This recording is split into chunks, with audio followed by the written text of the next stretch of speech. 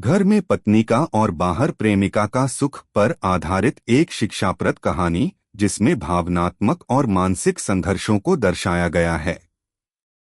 मैं आपको एक ऐसी कहानी की रूपरेखा और कुछ हिस्सों को लिखकर प्रस्तुत कर सकता हूं। इस प्रकार की कहानी में अक्सर रिश्तों के बीच के तनाव, अविश्वास और सच्चाई के संघर्ष को उजागर किया जाता है, जो जीवन के महत्वपूर्ण पाठ होते हैं।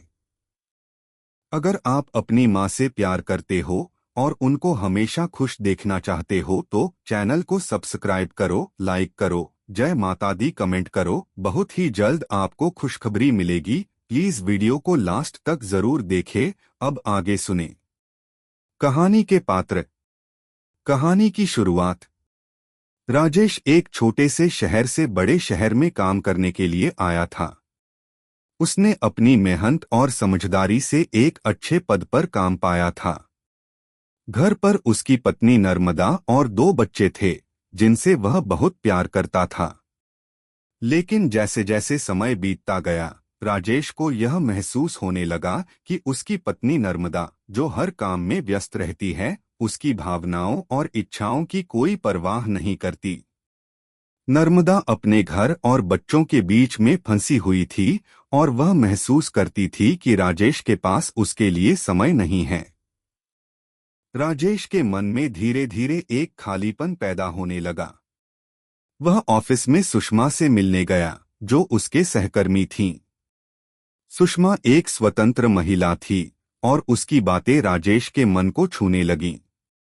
सुषमा ने उसे भावनात्मक समर्थन दिया और वह अपनी पत्नी नर्मदा से मिल रही दूरी को भरने लगा।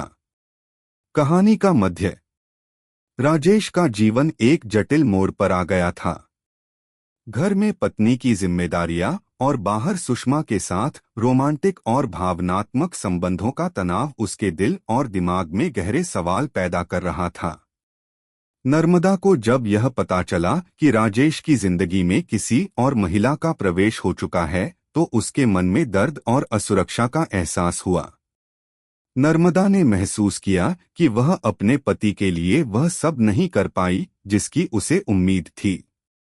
उसने अपने पति को खोने के डर से और परिवार के टूटने की चिंता में राजेश से खुलकर बात की। नर्मदा ने उसे समझाया कि एक परिवार को मजबूत बनाए रखने के लिए विश्वास, प्यार और समझ बहुत जरूरी होते हैं।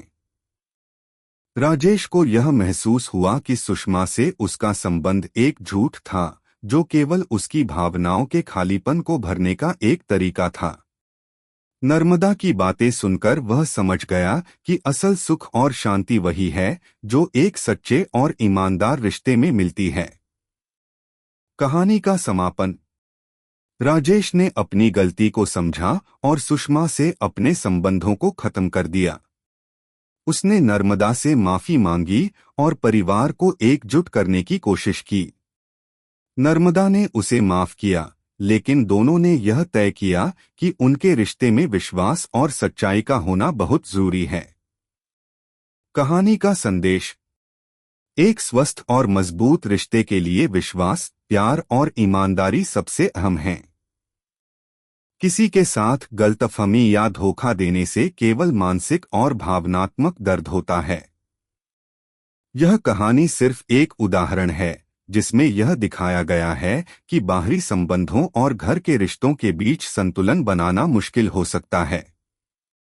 भावनाओं की सच्चाई और रिश्तों की स्थिरता को बनाए रखने के लिए सही दिशा में कदम उठाना आवश्यक है।